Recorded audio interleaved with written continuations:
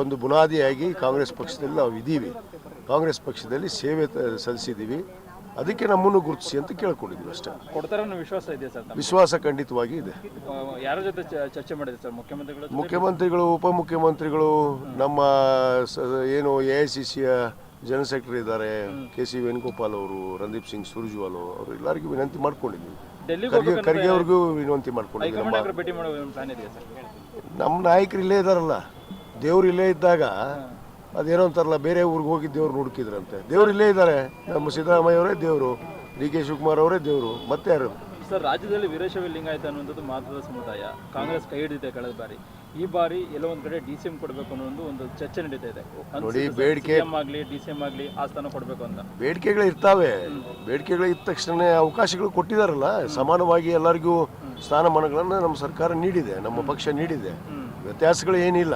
ಸಹಜವಾಗಿ ಎಲ್ಲರೂ ಆಗಬೇಕು ಅನ್ನೋದು ಆಸೆ ಅಷ್ಟೇ. ಆಗಬೇಕು ಅನ್ನೋದು ಎಲ್ಲರಿಗೂ ಇರುತ್ತೆ. ಮುಖ್ಯಮಂತ್ರಿ ಆಗಬೇಕು, ಉಪಮುಖ್ಯಮಂತ್ರಿ ಆಗಬೇಕು, ಮಂತ್ರಿ ಆಗಬೇಕು, ಇವೇ ಅಲ್ವಾ? ನಿಮ್ಮ ಸಮಾಜದಲ್ಲಿ ಅಲ್ಲ, ನಮ್ಮ ಸಮಾಜದಲ್ಲಿ ಬೇಡಿಕೆ ಏನಿಲ್ಲ. ಈಗ ಮಂತ್ರಿ ಸ್ಥಾನ ಕೊಟ್ಟಿದ್ದಾರೆ, ನಮಗೂ ಕೊಡಿ. ಅವಕಾಶ ಎಲ್ಲರಿಗೂ ಹಂಚ್ಬೇಕಲ್ಲ. ಒಬ್ಬರಿಗೆ ಶಾಶ್ವತವಾಗಿ ಉಳಿಬಾರ್ದು. ಅದು ಎಲ್ಲರಿಗೂ ಸಮಾನವಾಗಿ ಹಂಚಬೇಕು.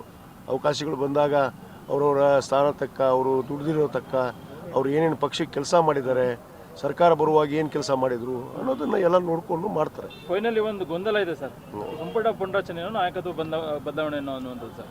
ಅದು ನೋಡಿ, ಅದನ್ನ ನಾವು ಆ ಹಂತವನ್ನ ನಾವು ಹೇಳೋಕ್ಕಾಗೋದಿಲ್ಲ. ಅದನ್ನು ನಮ್ಮ AICC ಅಧ್ಯಕ್ಷರಿದ್ದಾರೆ, ರಾಹುಲ್ ಗಾಂಧಿ ಅವರಿದ್ದಾರೆ, ನಮ್ಮ KC ವೇಣುಗೋಪಾಲ್ ಸಾಹೇಬರಿದ್ದಾರೆ, ಅವರೆಲ್ಲ ತೀರ್ಮಾನ ಮಾಡ್ತಾರೆ. ನಮ್ಮ ನಿರ್ಣಯ ಪ್ರಕಾರ ಏನು ಸರ್, ಏನಾಗ್ಬೋದು ಸರ್?